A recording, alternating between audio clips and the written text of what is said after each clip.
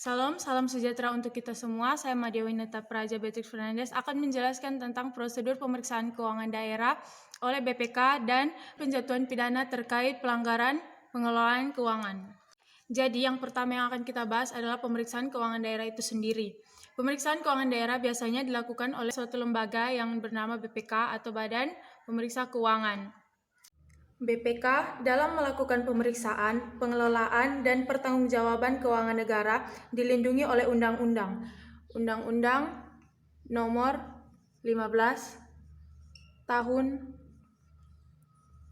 2004. Undang-Undang Nomor 15 Tahun 2014 sendiri berisi tentang pemeriksaan, pengelolaan, dan tanggung jawab keuangan negara yang dilakukan oleh BPK itu sendiri. Sebenarnya dalam undang-undang ini terdapat 3 ruang lingkup pemeriksaan oleh BPK, yaitu pemeriksaan keuangan, pemeriksaan kinerja, dan pemeriksaan dengan tujuan tertentu. Namun yang akan kita bahas dalam video inilah adalah pemeriksaan keuangan. Ada 3 tahapan dalam pemeriksaan keuangan daerah, yaitu perencanaan pemeriksaan, pelaksanaan pemeriksaan, dan yang terakhir, pelaporan hasil pemeriksaan. Yang pertama yang kita akan bahas adalah perencanaan pemeriksaan. Perencanaan pemeriksaan terdiri atas 2 tahap. Tahap yang pertama adalah penentuan objek. Objek pemerintahan di sini yang dimaksud adalah entitas atau instansi pemerintahan yang menggunakan dana dari negara. Dalam setahun, BPK dapat memeriksa 1.000 entitas di Indonesia. Dan pada penentuan objek ini, BPK akan menentukan entitas mana yang akan diperiksa BPK.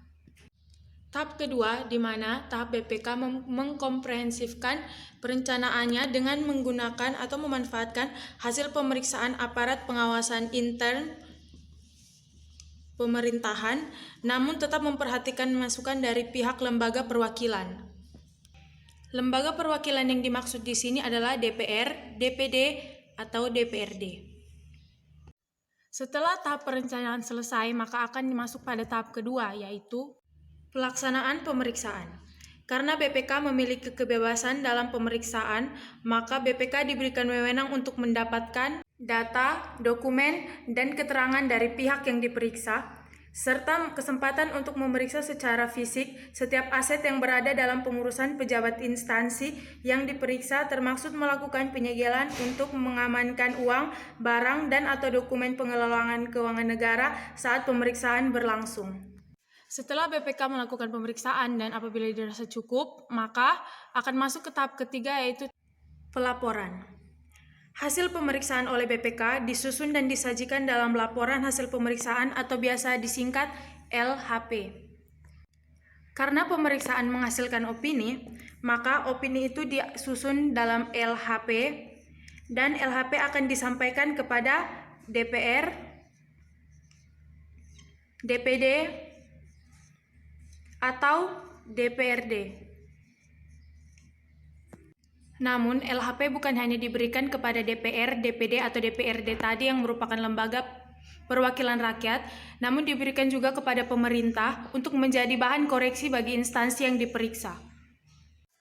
Apabila ada kejanggalan pada LPH yang diserahkan oleh BPK kepada pemerintahan atau kepada perwakilan seperti DPR, DPD, dan DPD, akan diadakan pemeriksaan lanjutan terhadap instansi yang terkait tentang pengelolaan keuangan karena terdapat adanya pelanggaran dalam pengelolaan keuangan pada instansi tersebut. Apabila terbukti adanya pelanggaran pada pengelolaan keuangan instansi terkait, maka akan ada penjatuhan pidana terkait pelanggaran pengelolaan keuangan pada instansi tersebut.